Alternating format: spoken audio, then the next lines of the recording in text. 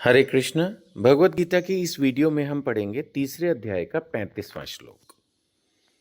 भगवान कह रहे हैं, अपने नियत कर्मों को दोषपूर्ण ढंग से संपन्न करना भी अन्यों के कर्मों को भली भांति करने से श्रेयस्कर है। यहाँ भगवान कह रहे हैं कि एक मनुष्य को चाहिए कि अपने गुरु के आदेशों का पालन करते हुए, माता पिता के आदेशों का पालन करते हुए, साधु के आदेशों का पालन करते हुए जो उसकी ड्यूटीज है वो उसको ही करे। दूसरों के काम में टांग ना अड़ाए, दूसरों की तरह बिहेव ना करे। नेता को चाहिए चुपचाप अपनी नेतागिरी करता रहे, शिक्षक को चाहिए वो पढ़ाता रहे, है ना। जिसका जो काम है अपनी एक्टिविटीज अब करते रहो, दूसरा क्या कर रहा है क्या नहीं कर रहा उसको छोड़ो। अब हर कोई तो बिरला टाटा होता नहीं आपको कि वो तो 50 तरह के काम करते हैं, वो ठीक है, दैट इज, देखा जाए तो उनके लिए वो 50 तरह के काम भी नियत कर्म है। अब अगर हम टाटास की बात करें तो कभी उन्होंने भी एक शायद बिजनेस शुरू किया होगा, आई एम श्योर। फिर उन्होंने धीरे धीरे अपने आप को विस्तार कर लिया, 50 तरह के बिजनेस हो गए, तो वो 50 उनके बिजनेस हैं, वो ठीक है। बट ऐसे कितने लोग हैं धरती पे, गिने चुने। बाकी सबका तो एक पर्टिकुलर काम होता है ना, बस आपको उतना ही करना है। बाकी आपको शास्त्रों का अध्ययन करना है, हरि नाम जप करना है। अपने नियत कर्मों को दोषपूर्ण ढंग से संपन्न करना भी अन्यों के कर्मों की भली भांति करने से श्रेयस्कर है। स्वीय कर्म जो आपके हैं, स्वीय कर्मों को करते हुए मरना पराये कर्मों में प्रवृत्त होने की अपेक्षा श्रेष्ठतर है, क्योंकि अन्य किसी के मार्ग का अनुसरण भयावह है। दूसरों के काम में टांग अड़ाना, दूसरों के काम करने की कोशिश करना, उसका कोई फायदा नहीं है। आप अपने सब्जेक्ट पर फोकस करें, दैट इज द बेस्ट। अगर आपको क्लियर नहीं है कि आपका सब्जेक्ट क्या है, तो मैंने कहा शास्त्र इसमें, साधु इसमें, गुरु इसमें, माता पिता इसमें हमें हेल्प करेंगे, हमें क्या करना चाहिए और फिर वही करना चाहिए। ईजी है, let there be no confusion, है ना। यही सब यहाँ पर एक्सप्लेन भी किया हुआ, आप थोड़ा सा इसको पढ़िएगा। श्लोक संख्या 36। पहले भी मैंने कहा था आप ये भगवत गीता की किताब खरीद लें ताकि आप पूरा वीडियोस का बेनिफिट ले सकें, क्योंकि ये बीच की जो एक्सप्लेनेशंस हैं, फ्रैंकली मैं भी इनको पढ़ के ही समझ के ही बोलता हूँ। तो ये आप किताब अगर पढ़ लेते हैं साथ साथ तो आपको भगवत गीता की और अच्छी नॉलेज होगी। और ये भी हम चर्चा कर चुके हैं कि सभी मंदिरों में शाम को 8 बजे के आसपास जो है वो भगवत गीता की क्लास होती है।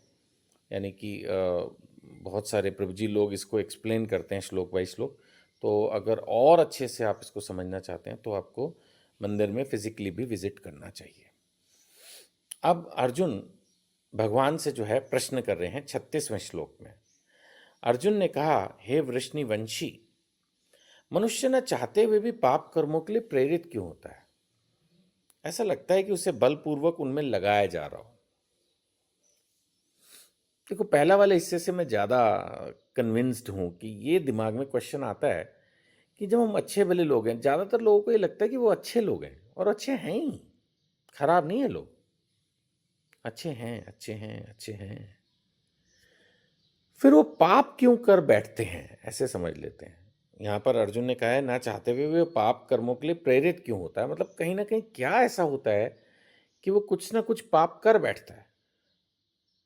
अब जैसे मुझे ऐसा लगता है कि ना चाहते हुए भी वो मच्छर आके कई बार इतना तंग करते हैं और हम ऐसे हाथ वाथ घुमा देते हैं तो वो मर जाता है। अब ये भी एक पाप ही है, वैसे तो जीव हत्या है। अब ये तो ना चाहते हुए भी होता है, चलो ये तो अलग चीज़ हो गई। अब कई बार और भी डिफरेंट एक्टिविटीज़ हैं, किसी का दिल दुखा दिया या कुछ भी ऐसा हो गया, कुछ ना चाहते हुए भी, और कुछ तो प्री प्लान्ड वे में हम गड़बड़े कर देते हैं लाइफ में। तो वही भगवान से अर्जुन पूछ रहे हैं कि ये पाप हमसे होता क्यों है, आखिर ऐसा क्या है जो हम पाप कर बैठते हैं, है ना। बड़ा वैलिड क्वेश्चन है। श्री भगवान वाचा, भगवान अर्जुन के हर प्रश्न का उत्तर देते हैं। श्री भगवान ने कहा, हे अर्जुन, इसका कारण रजोगुण के संपर्क से उत्पन्न काम है। काम, इच्छा, तीव्र इच्छा, मन की इच्छा, ये है जो हमें पाप की तरफ लेके जाती है। भगवान बता रहे हैं कि ये जो रजोगुण है ना, सतोगुण तो होता है शांत स्वभाव, रजोगुण होता है पैशन। पैशन का मतलब ये चाहिए ही चाहिए। जब हमारे अंदर ये फीलिंग्स आ जाती ना, ये चाहिए ही चाहिए, तब होती गड़बड़। क्योंकि चाहिए ही चाहिए में जब चाहिए तो बस चाहिए। हो सकता है कि जब हम शास्त्र अध्ययन करें, गुरु के संपर्क में जाएँ तो पता चले नहीं ये नहीं चाहिए, मतलब ये नहीं होना चाहिए। लेकिन हमारी बुद्धि तय कर चुकी होती है, हमारा मन तय कर चुका होता है, बुद्धि तो गाइड कर रही होती है नहीं चाहिए, लेकिन मन तय कर चुका होता है चाहिए ही चाहिए। तो उसके बाद फिर हम होता है ना भाई इसके लिए कुछ भी, अब ये जो कुछ भी वाली फीलिंग आ गई तो फिर तो पाप होएगा। सो यहाँ पर श्री भगवान यही बता रहे हैं कि हे अर्जुन, इसका कारण रजोगुण के संपर्क से उत्पन्न काम है जो बाद में क्रोध का रूप धारण करता है। नेचुरली जब इच्छा पूरी नहीं होती, ये बात हम दूसरे अध्याय के 62-63 में भी डिस्कस कर चुके हैं कि जब हमारे मन में कोई कामेच्छा आती है तो उसको पूरा करने के लिए हम क्रोधित होते हैं, मोहित हो जाते हैं और फिर बुद्धि नष्ट होने के बाद सब खत्म। यही बात यहाँ भगवान फिर से रिपीट कर रहे हैं। बात तो वही है कि हमारे अंदर बहुत इच्छाएं हैं जिनको पूरा करने के लिए हम किसी भी हद तक गुजरने के लिए तैयार रहते हैं, और फिर वो इच्छाएं जब पूरी नहीं होती तो क्रोध का रूप धारण करती है, जो इस संसार का सर्वभक्षी पापी शत्रु है। तो ये क्रोध जो है वो हमसे फिर पाप करवा देता है। चलिए चर्चा जारी रखते हैं अगले श्लोक में। आपसे यही प्रार्थना, भगवत गीता खरीदिए, पढ़िए, दूसरों को प्रेरित कीजिए। लोग मोबाइल पर आमतौर पर यूज़लेस वीडियोस देखते रहते हैं। आई थिंक उससे तो हमारी वीडियोस शायद बेटर हों। आप लोगों को इंस्पायर कीजिए, रिक्वेस्ट कीजिए कि वो इन वीडियोस को देखें। इस तरह की दूसरी और अनेक वीडियोस अनेक भक्तों ने, अनेक लोगों ने अपलोड की हुई हैं, उनको देखें। फालतू की वीडियो देखने से कुछ लाभ तो होता नहीं है, टाइम वेस्ट ही होता है। तो बेटर है आप लोगों को ये वीडियोस फॉरवर्ड कीजिए।